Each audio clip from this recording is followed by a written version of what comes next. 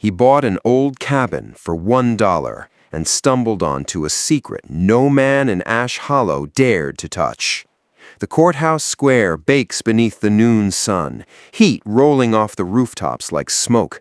Dust hangs in the air, stirred by restless boots. The auction is over, the papers signed, and the whispers crawl like snakes through the crowd. Everett Cain stands alone in the center of it all, clutching a single tarnished coin, his last silver dollar. It feels heavier than iron in his palm. Around him, wealthy ranchers lean on hitching posts, laughing into their cigars. Sterling Maddox, the richest of them all, shakes his head as he smirks at his companions. "Board just paid $1 for a death trap," he mutters loud enough for everyone to hear. Everett ignores him, because he knows something they don't. When he inspected the cabin a week earlier, he saw what no other man bothered to notice. The place leans crooked on its foundation, weathered planks warped like broken ribs, roof patched with mismatched wood. Any sane man would call it worthless, but Everett isn't like the others. Inside, he'd found a door far too solid for a place this small. He'd felt floorboards thicker than any rancher would waste coin on, and he'd seen faint scratches across the hearthstone, marks invisible until the morning sun struck them just right. Scratches that weren't random. They formed a pattern his grandfather warned him about when he was a boy. A mark tied to debts unpaid and secrets buried deep under this valley. The crowd begins to scatter, still muttering about the fool who threw away his last coin. Everett doesn't hear them. The rusted key rests heavy in his palm, colder than it should be beneath the burning sun. He mounts his horse without a word and turns toward Bitter Creek.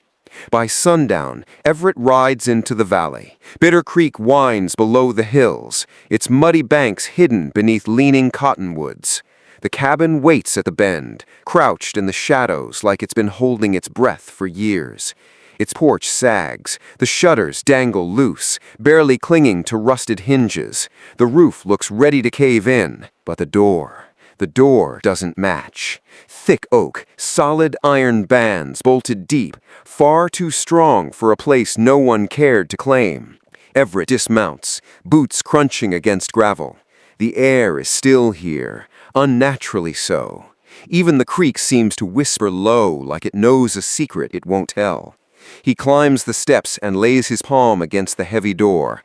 It's cool beneath his touch, solid, waiting. The lock resists at first, but yields under the twist of the rusted key. The door swings open slow, hinges groaning as if waking from a long sleep. Inside, the air smells of dust, damp wood, and something older, something buried. A crooked table leans against the far wall. A cot slumps in the corner, its frame eaten by rust. The hearth sits cold and blackened, cracked by years of neglect. Everett steps carefully across the warped floorboards. The silence here feels thick, heavy, almost alive. Then he hears it, a hollow sound under his boots. He stops, kneels, knocks softly with his knuckles. Hollow, no doubt. Sliding his knife free, he wedges the blade beneath a loose plank and pries it up slow. Beneath, hidden deep in shadow, sits a metal trunk no bigger than a saddle chest. Its surface is icy cold despite the heat, dust clinging thick to every seam. Across the lid, scratched deep into the steel with something crude, are 3 jagged words: "Do not open." Everett's breath catches. He runs his fingers over the grooves, rough and uneven, carved by a desperate hand. Beside the trunk, wrapped in oiled cloth, lies a brass key stamped with a tiny wolf sigil. He sets the trunk on the crooked table. Its weight strains his arms more than its size should allow. Outside, the last light of day bleeds away behind the hills. Shadows stretch across the cabin walls, long and sharp. Everett turns the key over in his palm, thumb brushing the wolf mark. He knows that sigil. Winter Wolf Mining and Timber. 20 years ago, they bought half the valley. Then, one night, without warning, they vanished. Nobody ever found out why. Everett sets the key down, leaning back in the chair, staring at the trunk. That's when a gunshot cracks through the distance. Sharp, sudden. He freezes, listening hard. Silence follows. No echoes, no voices, no horses, just stillness. Everett crosses to the door and pushes it open slow. The cottonwoods sway faintly in the evening breeze. Bitter Creek glimmers in the dying light. No riders, no sound, but the skin between his shoulders prickles. Someone is out there, watching.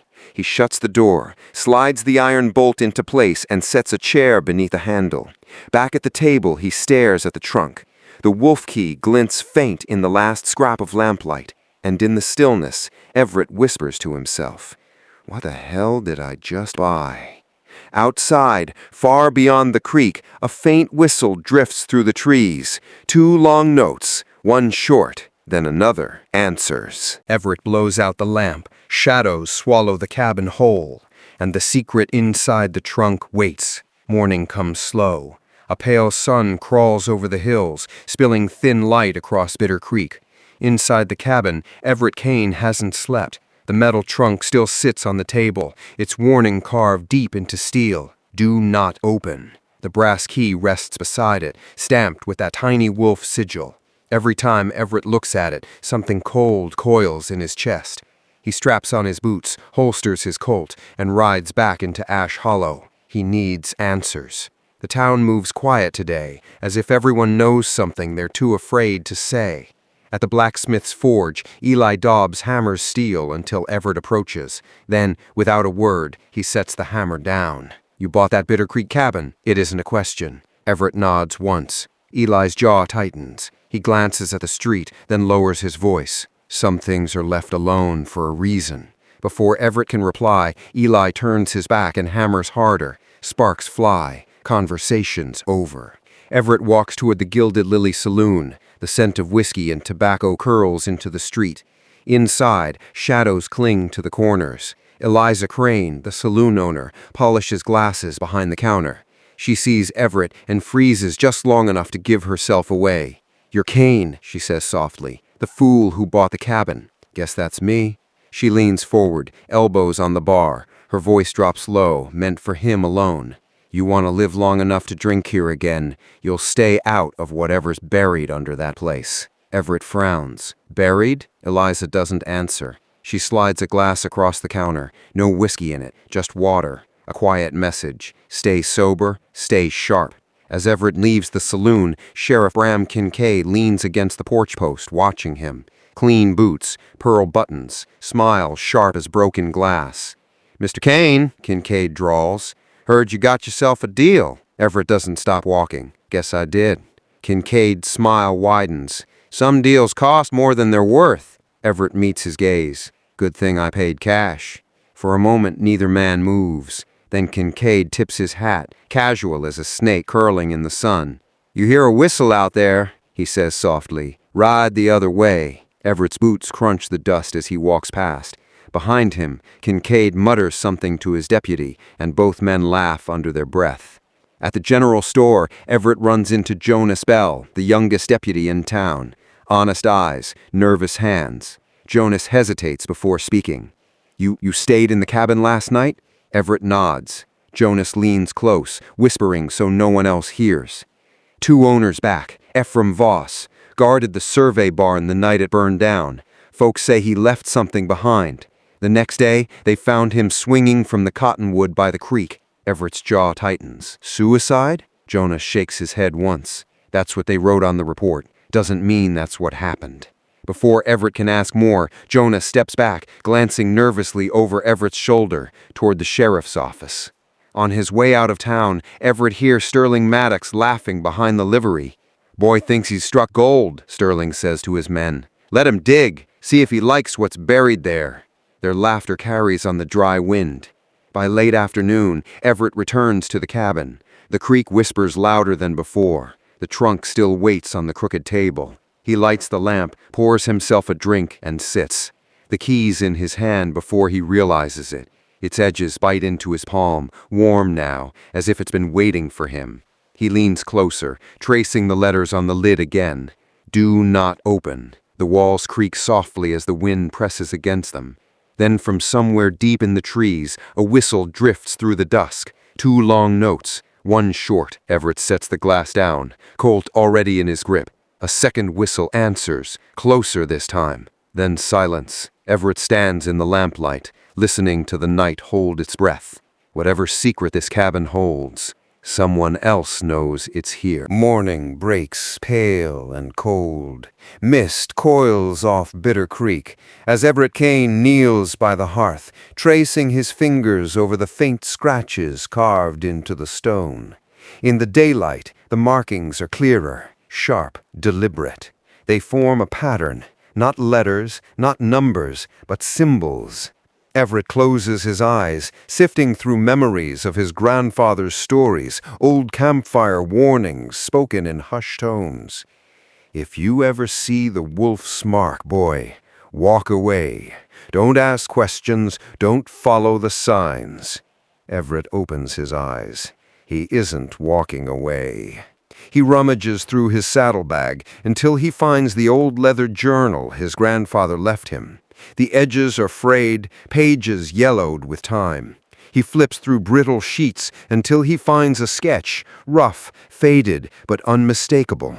The same wolf's mark carved into his hearth. Beneath the drawing, his grandfather's note reads, "Winter Wolf Mining, 1872. All deeds forfeited, no survivors, burn records, seal claims." Winter Wolf Mining. The company that bought half the valley, the company that vanished overnight.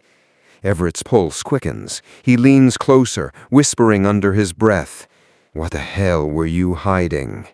He rummages up another loose board beneath the hearth, deeper than where he found the trunk yesterday. Dust swirls as his knife scrapes wood. His fingers brush something solid, a sealed leather pouch wedged tight between the joists. Inside are folded survey maps drawn in careful ink. Old land divisions, creeks, mineral rights. But these maps, they don't match the county records. The official maps say Bitter Creek belongs to Sterling Maddox. These maps say otherwise.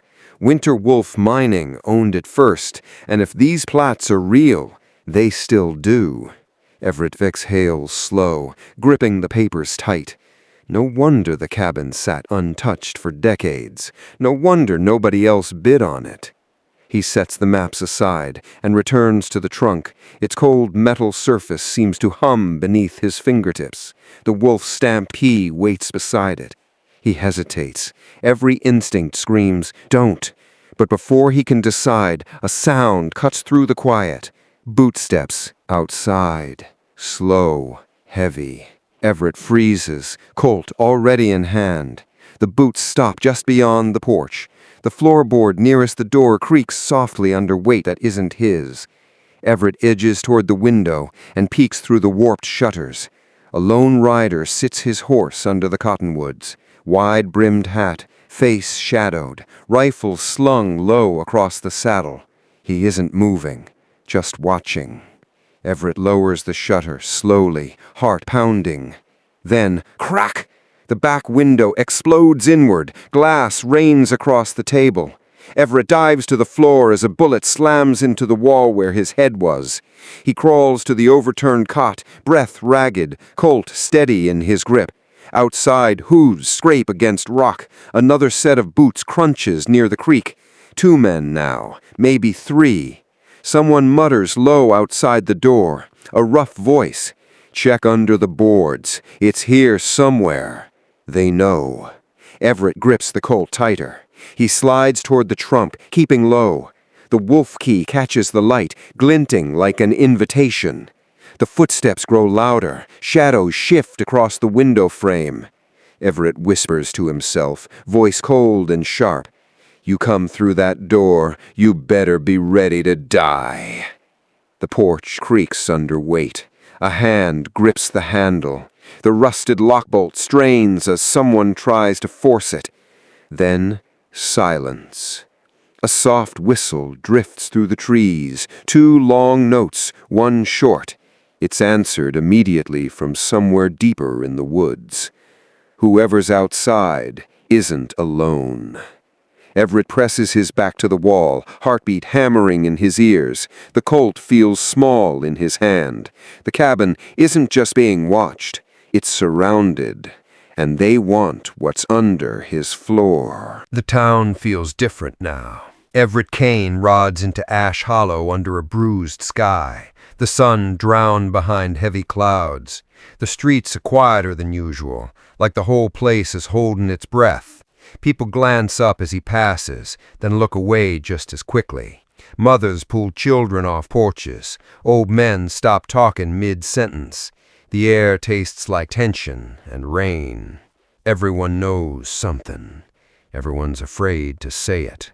At the general store, Everett pushes through the door. The bell above jingles once sharp in the silence. Inside, the clerk, a thin, pale man named Harlan Reese, freezes when he sees him. "You bought the Bitter Creek cabin?" Everett nods. Harlan's face tightens. He leans across the counter, lowering his voice until it's barely a breath. "Sell it back. Tonight, if you can. Don't stay another night under that roof." Everett frowns. "Why?" Harlan just shakes his head, fear clouding his eyes. "Some things don't want digging up, Cain. Some secrets ain't meant to breathe." Before Everett can reply, Harlan steps into the back room and doesn't return. The whispers follow Everett down the street. At the schoolhouse, he spots Mira Dawson, the teacher, pinning up a list of supplies. She sees him and stiffens, glancing around as if someone's watching. "You need to leave that cabin," she says quietly, keeping her back turned to him. Everett steps closer. "What's buried out there, Mira?" She hesitates, fingertips clutching the paper so tightly it tears. Then she whispers one word, almost too soft to catch. "Bodies." Before Everett can ask more, the door opens behind her, and she walks away without looking back. Inside the Gilded Lily saloon, shadows cling thicker than smoke. Everett finds Eliza Crane behind the bar, polishing a glass that doesn't need polishing. "You're still alive," she says flatly, not looking up. "For now," Everett answers. Eliza sets the glass down hard enough to crack it. Her voice drops low. "You should have left after the first night. That cabin's got a history, Cain. Men who sleep under that roof don't wake up." Everett leans in, steady, unshaken. "Why? What happened out there?" She finally looks at him, hard eyes, no warmth. "Wolf happened, and if you were smart, you'd burn those floorboards, toss that trunk into the creek, and ride until you forget this place exists." Before he can respond, a voice cuts through the saloon like a blade. Sheriff Bram Kincaid stands in the doorway, boots clean, smiles sharp. His pearl-handled coat gleams at his hip, but it's his eyes that hold danger. "Mr. Cain," he drawls, strolling slow, deliberate. "We need a word." Eliza steps back, fading into the shadows. The piano player stops mid-song. Kincaid leans against the bar, hat low, voice calm, too calm. "You found things you shouldn't have, Cain. Things that don't belong to you." Everett doesn't blink. "I bought the cabin. That makes what's in it mine." Kincaid smiles, slow and sharp. "You bought paper. Paper don't mean a damn thing out here." Everett stays silent, hand resting lightly on his belt. The sheriff leans closer, his words just for Everett. "You've got until sundown tomorrow to leave Bitter Creek. Take nothing with you. Not the trunk, not the maps, not even that cursed key." Everett studies him, steady as stone. "And if I don't?" Kincaid straightens, tips his hat, and lets the smile fade. "Then you'll wish you did." That night, Everett returns to the cabin. Rain drizzles soft against the roof. Inside, the metal trunk waits on the table, cold and silent. The wolf-stamped key lies beside it, catching lamplight like a tiny spark of temptation. He pours a drink, staring at the trunk, Kincaid's words echoing in his skull. A single drop of rain leaks through the ceiling, striking the trunk's lid with a soft, hollow tap. Then, faint, through the sound of the creek, he hears it again. The whistle. 2 long notes, one short. Another whistle answers. And this time, it's closer. Everett kills the lamp. Darkness swallows the cabin. Outside, boots move softly through wet grass. Whoever they are, they've come back. The rain hasn't stopped. Everett Cain sits at the crooked table, Colt in his hand, staring at the metal trunk under the lamplight. Its cold surface glistens faintly, the words carved deep into steel. Do not open. The wolf-stamped key lies beside it, catching light like a warning. Outside, Bitter Creek whispers low, swollen by the storm. But Everett hears something else beneath the rain, faint, muffled, deliberate, bootsteps. He blows out the lamp, and the cabin sinks into darkness. The first knock comes soft. "Mr. Cain?" A smooth voice, gentle as a hymn. "Evenin'." Everett doesn't answer. The second knock is harder. "You've got something belongs to us. Hand it over and you walk away." Everett crouches behind the overturned cot, Colt steady, breathing slow. Rain patters against the roof. Somewhere close, a horse snorts.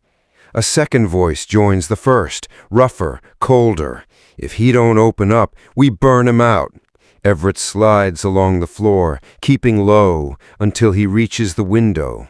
He peeks through the warped shutters. 3 men, wide-brimmed hats dripping rain, rifles in hand. A fourth rider waits beneath the cottonwoods, holding the reins for the others.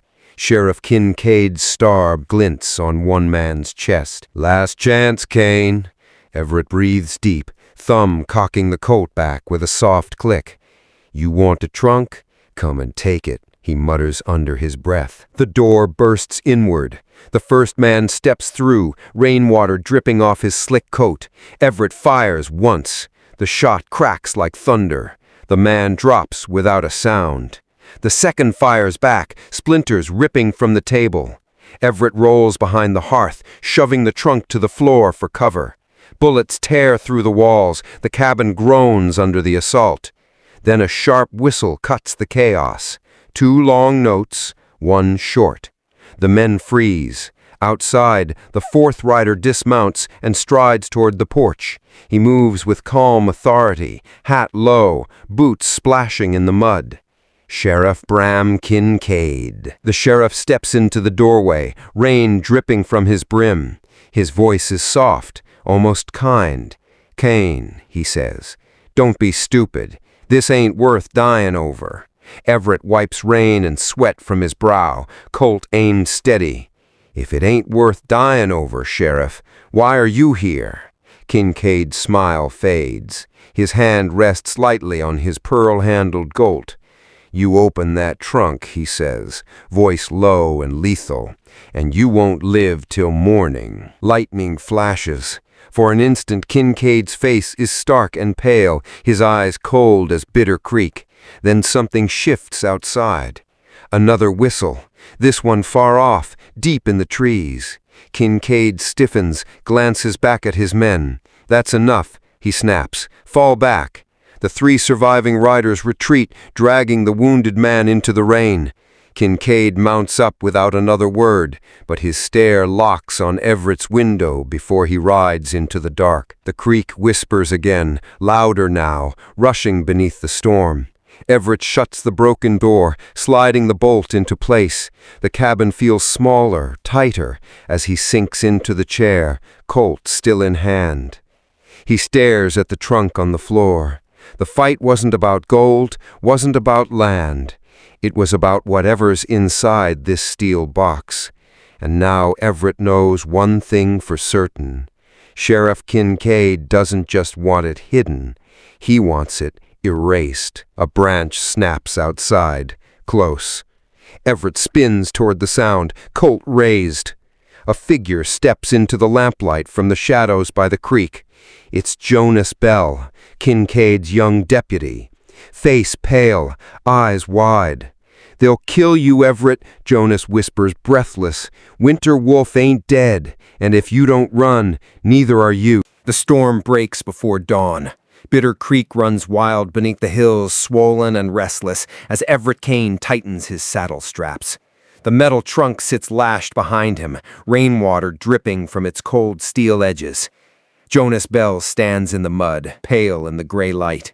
"You're making a mistake," he says softly. "Once you open it, there's no going back." Everett swings into the saddle. "Then I'll make it quick."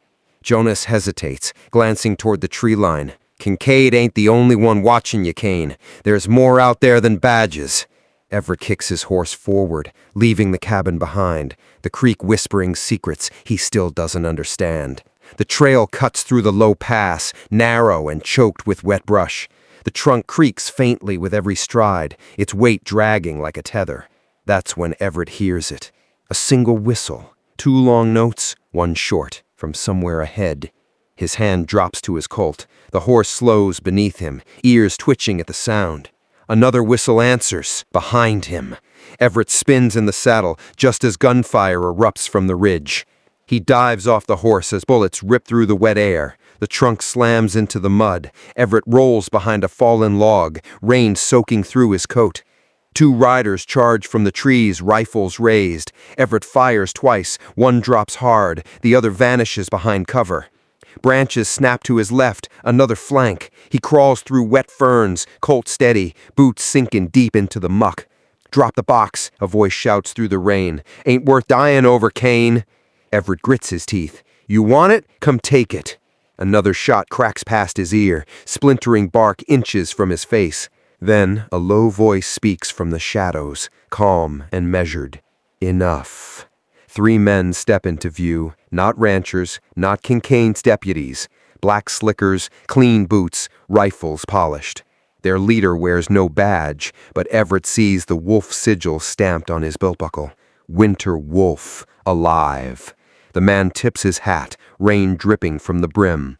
"You've got something belongs to us," he says quietly.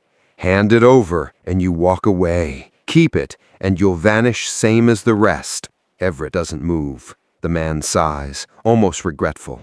"Last chance, Cain." Everett squeezes the trigger. The Colt roars once. Chaos explodes. By the time the smoke clears, Everett's horse is gone. 1 rider's down, and the other 2 retreat into the trees. Everett drags the trunk behind cover, chest heaving, blood pounding in his ears.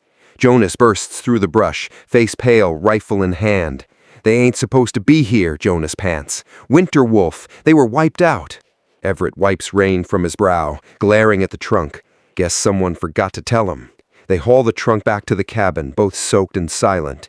Inside, the lamp burns low, shadows curling along the walls. Everett sets the trunk on the table. The wolf key waits in his hand, cold and slick. Jonas shakes his head. "Don't." Everett slides the key into the lock. It turns with a deep grinding click. The lid creaks open. Inside isn't gold, not deeds, not money. Bundles of old journals sit wrapped in oiled cloth, edges brittle and dark. Everett opens one carefully. The inked handwriting is jagged, frantic. It shifted the riverbeds, flooded Bitter Creek to hide it, bodies buried under the cottonwoods. Kincaid signed off on every order. Everett flips another page. "Winter Wolf never left. We made it look like we burned. Blood paid for land we didn't own." Jonas grips the edge of the table, knuckles white. "Dear God." Everett opens the last bundle and freezes. Inside is a photograph, faded but clear. 5 men, a mining camp, the wolf sigil burned into the crates behind them. One of the men in the photo is Sheriff Bram Kincaid, and he hasn't aged a day. Everett stares at the picture, throat dry. Jonas whispers what Everett's already thinking. "They didn't vanish, Everett." Everett looks up, hearing the wind rattle the shutters. "They're still here." Outside, the whistle drifts through the trees again. 2 long notes, 1 short. But this time, a second whistle answers from inside the valley. The cabin isn't just surrounded, it's hunted. Night drapes heavy over Bitter Creek, and the cabin creaks in the cold wind. Everett Cain sits at the crooked table, the open journals spread before him. The lamp burns low, shadows stretching long across the walls. Winter Wolf Mining never left. They faked their collapse, flooded the creek, buried records, and erased names. The men who refused to sign were vanished. Surveyors, miners, families. The last entry in one journal shakes Everett to his core. Quote, "Beneath the cottonwoods, bones enough to shame a god. We sealed it, locked the plats away. Kincaid swore to silence us." Everett sets the journal down, his chest tight. Jonas Bell leans against the doorframe, pale and restless. "This ain't just stolen land," he whispers. "It's a graveyard." Everett exhales slow, his voice rough. "And Kincaid's been standing on it for 20 years. Morning comes gray and thin. Everett saddles up early, the journal stuffed into his saddlebag, and rides to the cottonwood grove marked on the old survey maps. Mist clings low over the creek, muffling every hoofbeat. The cottonwoods loom tall, their roots twisting deep into the wet earth. The ground here looks wrong, too soft, too dark. Everett dismounts, kneeling in the cold mud. He digs with his hands at first, then with his knife, scraping until something pale surfaces beneath the soil. Bone. He swallows hard and digs deeper. Another bone, then another. Dozens. A shallow grave beneath the trees, unmarked, untouched for decades. Jonas stands behind him, silent, face ashen. "They buried 'em here," Everett says quietly. "The ones who wouldn't sign." Jonas kneels, running his hand over the broken earth. "This is why they killed Voss," he whispers. "He guarded the plats. He knew." Everett glances back toward the cabin, dread coiling tight in his gut. "And now they know we know." By midday, clouds choke out the sun, and the valley feels smaller. Everett and Jonas ride back toward the cabin, the saddlebag heavy with proof. Journals, plats, the photograph of Sheriff Bram Kincaid standing beside Winter Wolf's men, unchanged after 20 years. Jonas finally speaks, voice low and shaking. "Everett, Kincaid looks the same, exactly the same. What the hell are we dealing with?" Everett doesn't answer. He doesn't have one. They reach the cabin just as a crow darts from the roof, its caw sharp and frantic. The door is open. Everett draws his Colt, creeping up the porch steps. The air inside smells wrong, damp earth and rust. The metal trunk sits on the table where they left it, but the journals they didn't take are gone. Someone's been here. Jonas kneels by the doorframe, fingertips tracing a faint smear in the wood, muddy boot prints leading away from the cabin toward the creek. Then faint, but clear, a whistle drifts through the trees. 2 long notes, 1 short. Everett grips the Colt tighter, scanning the tree line. Jonas whispers, "They're here." The underbrush rustles, shapes move between the trees, silent, deliberate. 3 men, black slickers, rifles. Winter Wolf. Everett raises his Colt, but before he can fire, a voice cuts through the cold air, calm, deep, commanding. "Put the gun down, Cain." The leader steps into view, face shadowed beneath his brim, rain beads on his coat, dripping slow and steady. "You shouldn't have dug," he says softly. "This land belongs to Winter Wolf. Always has, always will."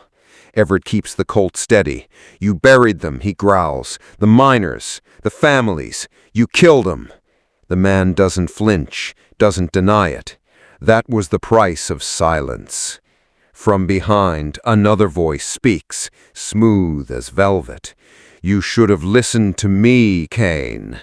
Everett turns slowly. Sheriff Bram Kincaid steps out of the shadows, hands resting easy on his pearl-handled Colt. Jonas stares at him like he's seen a ghost. You were in that photograph," he whispers, "from 20 years ago." Kincaid smiles faintly, the kind of smile that hides more than it shows. "Photographs lie," he says softly. "Do they?" Everett's finger tightens on the trigger. Before anyone can move, another whistle splits the air, but this one's different. 3 short notes. The Winter Wolf men freeze. Their leader curses under his breath. Jonas glances at Everett. What does that mean? Everett doesn't answer. Because the sound is coming from underneath the cabin. The whistle rises from beneath the cabin. 3 short notes, low, hollow, urgent. Everyone freezes. Everett, Jonas, Kincaid, the Winter Wolf men. For a moment, even the creek seems to stop whispering. Then the sound comes again, louder. Jonas's voice cracks in a whisper. Everett, there's someone under us. The Winter Wolf leader curses under his breath. They found it, he growls. Everett's eyes cut toward him. Found what? The man doesn't answer. He signals his men instead. 2 of them sprint toward the porch. Before they reach it, the ground erupts. Boards shatter, mud sprays. A hidden hatch bursts open beneath the cabin, and 3 figures climb out fast, faces masked, slickers black, rifles raised. They're not Winter Wolf. The masked leader's voice is sharp and clicked. Cain, get down. Gunfire tears through the clearing. The roar of rifles echoes through the trees. Winter Wolf's men dive for cover behind the cottonwoods. Kincaid fires from the porch, his pearl-handled Colt flashing in the low light. Jonas drags Everett behind the overturned table as splinters explode around them. Who the hell are they? Everett shouts over the chaos. Jonas ducks as a bullet slams into the wall inches from his head. Not Kincaid's men, that's all I know. The masked faction moves with precision, like soldiers. 2 pin the Winter Wolf shooters behind the creek bank, while their leader fires short bursts at the porch, forcing Kincaid into cover. Everett reloads, scanning the tree line. His eyes catch something strange. One of the masked rifles bears the same wolf sigil, but burned upside down. A rival faction. Winter Wolf has enemies. And now, Everett's cabin is their battlefield. A voice booms from behind the trees, deep, commanding, unshaken. Hand over the trunk, Cain. Hand it over, and we'll keep you breathing. Everett fires back without thinking, the Colt cracking like thunder. You want it? You'll have to pry it from my hands. The firefight explodes. Jonas drops a Winter Wolf shooter with a clean shot to the shoulder. Kincaid curses, rounds snapping past his boots. The masked faction drives hard toward the cabin, bullets whistling through the wet air. Then a single shot rings louder than the rest. Jonas jerks, staggering back. Blood blossoms across his sleeve. Jonas! Everett grabs him, dragging him behind the hearth. Jonas grits his teeth, pale but breathing. They ain't after you, Jonas rasps. It's the trunk. Always was. Everett looks at the steel box on the table, still locked, still humming with silent danger. A shadow crosses the doorway. Kincaid. He steps inside, rain dripping from his coat, Colt steady in his hand. His voice is low, cold, absolute. You open that trunk, Cain, and you'll wish you hadn't. Everett aims back. I already did. For the first time, Kincaid's mask cracks. His jaw tightens. You don't know what's inside, he says, almost pleading. Everett holds his ground. Then tell me. Kincaid's gaze flicks toward the hatch beneath the floor, toward the rival faction fighting outside. His voice drops to a whisper. It ain't gold we buried. Before Everett can ask, the cabin shakes. A blast rips through the creek bank. Mud and water spray through the shattered window as masked fighters breach the clearing. Winter Wolf retreats into the trees, melting into the mist. The rival faction storms the porch, their leader tearing off his mask, a scarred face, piercing eyes. Cain, if you want to live, grab the trunk and follow us now. Everett stares, breath ragged, Colt still in his hand. Why? He demands. What's in it? The man's jaw clenches. Names, he says. Every death Winter Wolf paid for. Every man, woman, and child they buried under this valley. You open that box, you burn Ash Hollow to the ground. Outside, another whistle shrieks. 2 long notes, 1 short. The Winter Wolf signal. Dozens of shadows move through the trees. They're coming back. Everett grabs the trunk, heart pounding, as Kincaid shouts from the porch, You're picking the wrong side, Cain! Everett hesitates at the door. Rain hammers his face. Rifle fire explodes behind him. And then he makes his choice. The rain hasn't stopped. Bitter Creek churns black under the storm, swollen and angry as Everett Cain crouches behind the cabin wall, the metal trunk clutched tight against his chest. Gunfire cracks through the valley. Smoke curls from shattered windows. The air stinks of wet powder and mud. 3 sides, 1 cabin, no way out. Winter Wolf pushes from the north, rifles flashing beneath the dripping cottonwoods. The rival faction, the ones who rose from beneath the cabin hatch, returns fire from the creek bank, masked and ruthless. And in the middle of it all, Sheriff Bram Kincaid moves like a phantom, his pearl-handled Colt whispering death with every shot. Jonas Bell crouches beside Everett, blood seeping through the bandage on his arm. He's pale but steady, rifle braced tight. They're not letting you out alive. Everett checks the Colt, spins the cylinder. Then we take as many with us as we can. Another volley tears through the porch rail. Wood splinters. Everett ducks low, breath ragged. From the trees, a voice bellows, deep, commanding. "Cain, drop the trunk!" Everett peeks around the wall, spotting the Winter Wolf leader. Tall, broad, slicker, black as midnight, wolf sigil burned into his belt. His rifle rests steady across his arm. "You open that box, and everyone you know dies!" Everett fires back, Colt barking once, forcing him to cover. Jonas curses under his breath. He ain't bluffing. The rival faction pushes forward, led by the scarred man who saved Everett earlier. He slams against the cabin's side, panting hard. "Cain, give me the trunk, now!" Everett snarls. "You're no better than them." "You don't understand," he roars. "Winter Wolf didn't fake their collapse for gold. They did it to bury the names of everyone they slaughtered to claim this valley. That box exposes it all." Everett hesitates. Then why not burn it? The man's jaw tightens. "Because justice ain't fire, Cain. It's daylight." Before Everett can reply, the ground trembles beneath them. A muffled blast rips through the earth near the creek bank, throwing mud and water skyward. The rival faction staggers, pinned as Winter Wolf surges forward with fresh riders. Jonas grips Everett's shoulder, shouting over the roar of gunfire. "We can't stay here!" Everett looks toward the grove of cottonwoods where he unearthed the bones. That's where this started, that's where it ends. They break from cover, sprinting through the mud, bullets hissing past like hornets. The rival faction falls back toward the trees. Winter Wolf presses hard. Everett and Jonas dive behind a fallen trunk at the grove's edge, the cabin burning behind them. Jonas gasps for breath, wiping mud from his face. "We're trapped!" Everett shoves the trunk toward him. "Get this out of here!" Jonas hesitates, staring at Everett. "What about you?" Everett checks the Colt, eyes narrowing at the advancing riders. "I'll buy you time." Before Jonas can protest, Sheriff Bram Kincaid steps from the mist between the cottonwoods, pearl-handled Colt aimed steady. "Hand me the box, Cain. This don't concern you no more." Everett's jaw clenches. "Like hell it doesn't." Kincaid's gaze hardens. "You think you're fighting for justice? That box don't set anyone free. It buries you, same as the rest." Everett studies him, heart pounding. "Then why are you still alive, Sheriff?" Kincaid pauses. His expression shifts, just for a moment, from steel to something darker.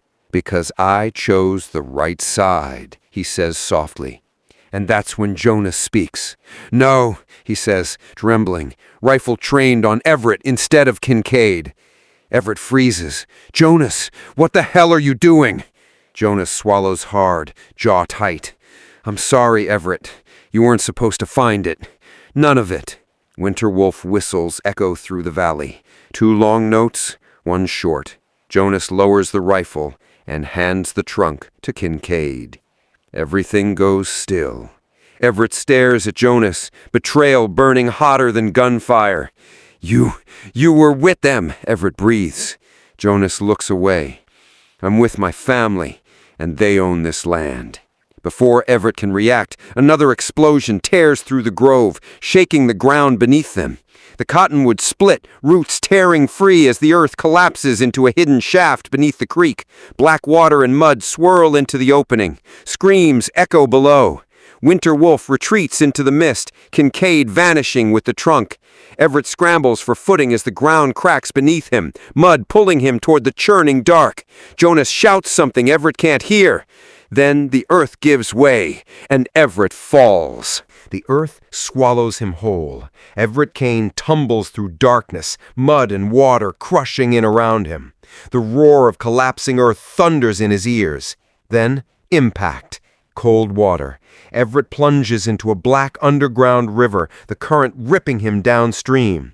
He fights to breathe, clawing through the churning dark, lungs screaming. Finally, his hands find stone, and he hauls himself onto a narrow ledge. He lies there in the pitch black, gasping, mud clinging to his skin. Somewhere above, gunfire fades into silence.